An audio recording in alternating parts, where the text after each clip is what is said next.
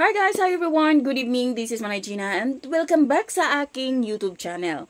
So guys, another mini vlog for today's video at ang ating pag-uusapan ay walang iba kung hindi ang SB19 at si Sarah Geronimo.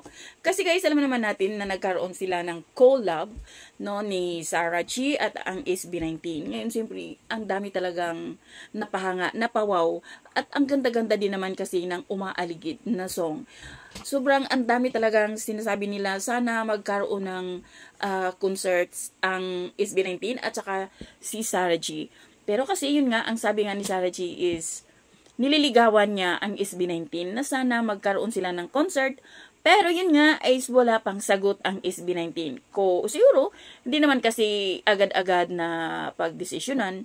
Siguro, nag-uusap-usap na sila. Siguro, sa mga 18 at sa mga popstars na mga nagsusupport, mga nagmamahal, abang-abang na lang tayo kasi for sure, one of these days, magkakaroon din ng concert ang SB19 at si Sarah G. At yun ang ating aabangan. Kung kailan, hindi pa natin alam kasi nga di pa sumasagot ang SB19 sa sinasabi ni Sarah Geronimo. So sana lang talaga magkaroon sila ng concert. So yun lang guys. Thank you for watching. Until then, bye. God bless everyone.